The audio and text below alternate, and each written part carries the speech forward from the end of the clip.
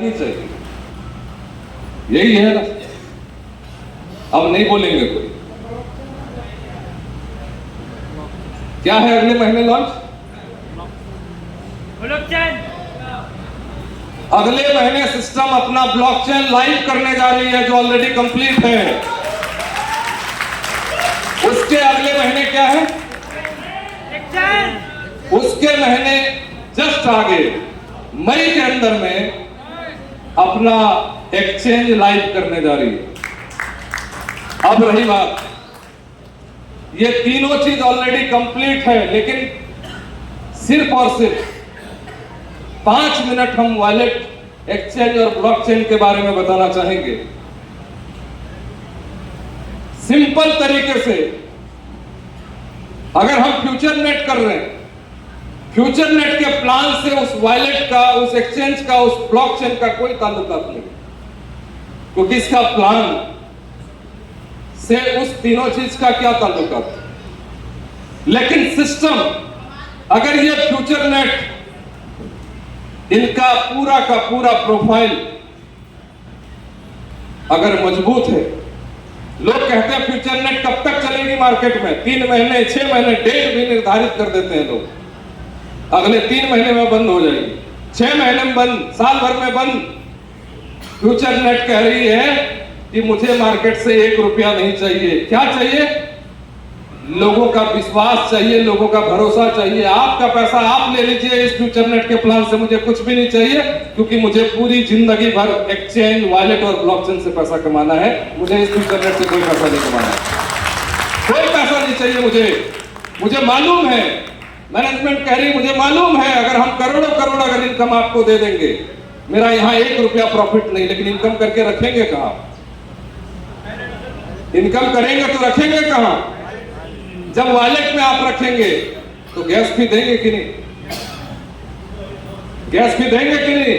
तब तो सिस्टम का प्रॉफिट है। आप यूएसडीटी परचेज करेंगे, सेल करेंगे, कहां करेंगे? वॉलेट और एक्सचेंज से करेंगे, तब गैस फी देंगे कि नहीं? इस लोगों का विश्वास अगर एक बार कमा ले तो पूरी जिंदगी राज कर सकता है। और नेटवर्कर, जिस परिभाषा को आप जान रहे हैं, नेटवर्कर इस जात को मार्केट में बेचते भी थे। एक्सचेंज, वॉलेट, ब्लॉकचेन ये छोटे मोटे प्रोजेक्ट नहीं है, और ये 2 महीने, 4 महीने, 6 महीने, 6 साल का प्रोजेक्ट नहीं है, बल्कि पूरी जिंदगी का प्रोजेक्ट है।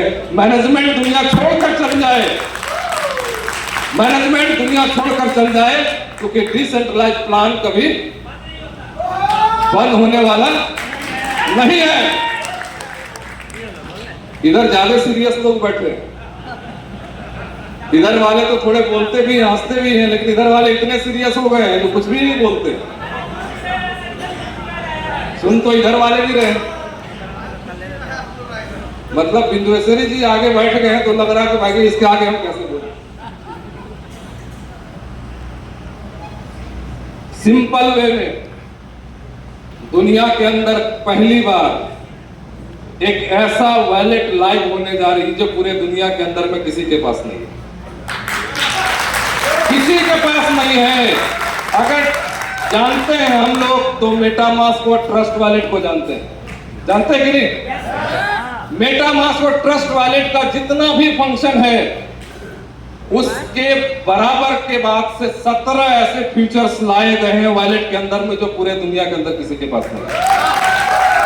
17 फीचर्स ऐसे लाए गए हैं जो किसी भी दुनिया में किसी के पास नहीं है।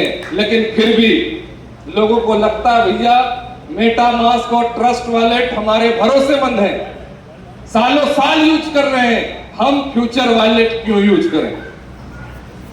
जानकारी के लिए मैं बता दूं, अगर आप मेटामास्क और ट्रस्ट वॉलेट में अगर अपना बैलेंस रखते हैं तो वो मेटामास्क और ट्रस्ट वॉलेट में बैलेंस नहीं रहता है, बल्कि वो थर्ड पार्टी जो एजेंसी है, जो अप्रूव्ड है, वो जिसको कस्टडी कहते हैं, थर्ड पार्टी कस्टडी के पास मेटामास्क और ट्रस्ट वॉलेट में बैलेंस रहता है, और वो एक अलग कंपनी है।